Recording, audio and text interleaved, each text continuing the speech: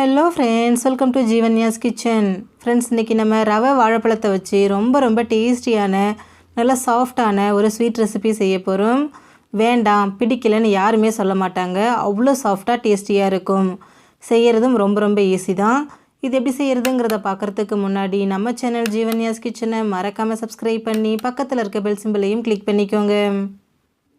இது செய்கிறதுக்கு நான் இன்றைக்கி நல்லா கனிஞ்ச பழமாக 2 வாழைப்பழம் எடுத்துட்டு இந்த தோலை உரிச்சிட்டு பழத்தை மட்டும் ஒரு பிளேட்டில் சேர்த்துக்கோங்க. முடிஞ்ச வரைக்கும் நல்லா பழுத்த பழமாக எடுத்துக்கோங்க. அப்போ தான் நமக்கு மசிக்கிறதுக்கு ரொம்ப ஈஸியாக இருக்கும்.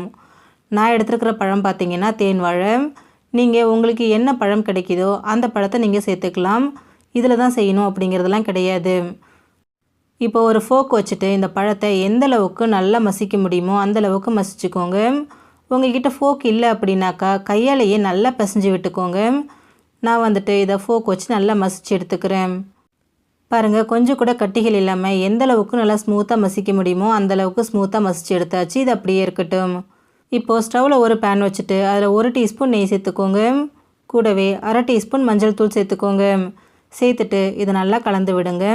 மஞ்சள் தூள் கலருக்காக மட்டும்தான் சேர்க்குறோம். அதனால் உங்களுக்கு விருப்பம் இருந்தால் சேர்த்துக்கோங்க.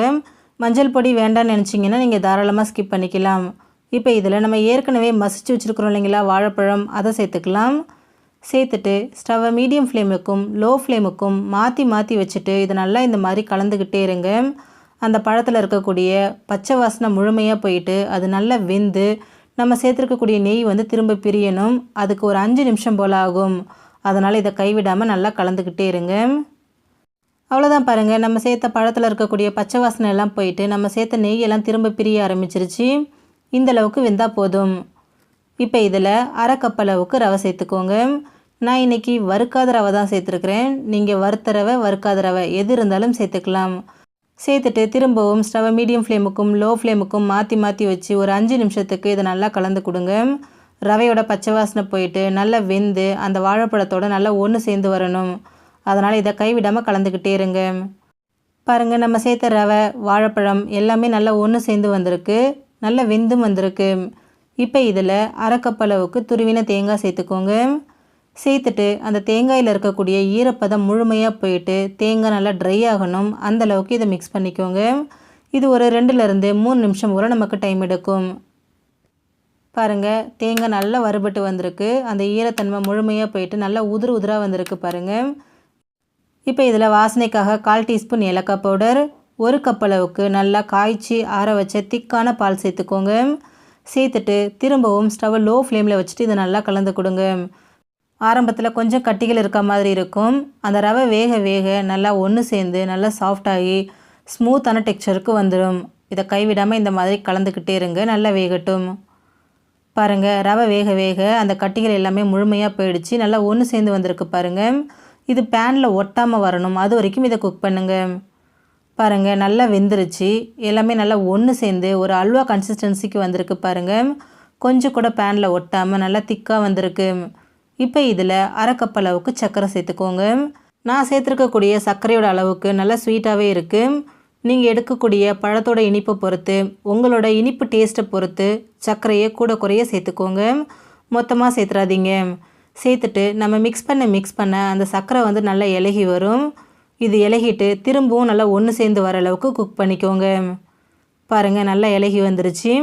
இதை நல்லா குக் பண்ணிக்கிட்டே இருங்க. திரும்பவும் இது அல்வா பதத்துக்கு வரணும். அது வரைக்கும் இதை குக் பண்ணுங்கள். பாருங்கள், நல்லா வெந்து பேனில் ஒட்டாமல் நல்லா திக்காக வந்திருக்கு. இந்த கன்சிஸ்டன்சி நமக்கு சரியாக இருக்கும். நீங்கள் இதை அப்படியே அல்வாவாக கூட சாப்பிட கொடுக்கலாம். இப்போது ஸ்டவ் ஆஃப் பண்ணிவிட்டு இதை வேறு ஒரு பிளேட்டுக்கு மாற்றி வச்சுடுங்க. இது நல்லா ஆறட்டும். சில்லுன்னு ஆறணுங்கிற அவசியம் கிடையாது. வெதுவெதுப்பான சூடு வர வரைக்கும் மாற வச்சா போதும். பாருங்கள், வெதுவெதுப்பான சூடு வந்திருக்கு. இப்போ இதிலேருந்து கொஞ்சமாக எடுத்துக்கோங்க. ஆறுனதுனால மேலே கொஞ்சம் ட்ரையான மாதிரி இருக்கும். அதனால் கையால் இந்த மாதிரி நல்லா அழுத்தி விட்டு பிசைஞ்ச மாதிரி இதை மிக்ஸ் பண்ணிக்கோங்க. மிக்ஸ் பண்ணிவிட்டு இதை நல்லா ரவுண்ட் ஷேப்புக்கு உருட்டிக்கோங்க. உங்களுக்கு ரவுண்ட் ஷேப் வேண்டான்னு நினச்சிங்கன்னா நீங்கள் இதை சிலிண்டர் ஷேப்பு இல்லைனா வடை ஷேப்புக்கு கூட தட்டிக்கலாம். அது உங்களோட விருப்பம். பாருங்கள், அழகாக வந்திருக்கு. இதே மாதிரி எல்லாத்தையும் உருட்டி எடுத்துக்கோங்க. இப்போது ஸ்டவ்வில் ஒரு பேன் வச்சுட்டு அதில் 1 டீஸ்பூன் அளவுக்கு நெய் சேர்த்துக்கோங்க. சேர்த்துட்டு இதை பேன் ஃபுல்லாக நல்லா இந்த மாதிரி ஸ்ப்ரெட் பண்ணி விடுங்க. இப்போ இதில் நம்ம ரெடி பண்ணி வச்சுருக்கக்கூடிய உருண்டைகளை சேர்த்துக்கலாம். சேர்த்துட்டு ஸ்டவ்வை ஹை ஃப்ளேமுக்கும் மீடியம் ஃப்ளேமுக்கும் மாற்றி மாற்றி வச்சுட்டு இதை நல்லா ஃப்ரை பண்ணிக்கோங்க. ஒரு ஸ்பூன் இல்லைனாக்கா ஒரு சின்ன கரண்டி வச்சுட்டு இதை அப்பப்போ இந்த மாதிரி திருப்பி விட்டுக்கிட்டே இருங்க. அப்போ தான் நமக்கு எல்லா பக்கமும் நல்லா வெந்து செவந்து வரும். பாருங்கள், இந்த மாதிரி கலந்துக்கிட்டே இருங்க. இது நல்லா வேகட்டும். அப்பப்போ பேனை எடுத்துகிட்டு நல்லா இந்த மாதிரி ரோல் பண்ணி விடுங்க. எல்லாமே ஒன்று போல் நல்லா உருண்டு வரும். அவ்வளோதான் பாருங்கள், நமக்கு எல்லா பக்கமும் ஒன்று போல் வெந்து நல்லா செவந்து வந்திருக்கு. இந்த அளவுக்கு வெந்துச்சுன்னா நமக்கு சரியாக இருக்கும். இப்போ இதை நம்ம ஸ்டவ்லேருந்து எடுத்துகிட்டு சர்வ் பண்ணிக்கலாம்.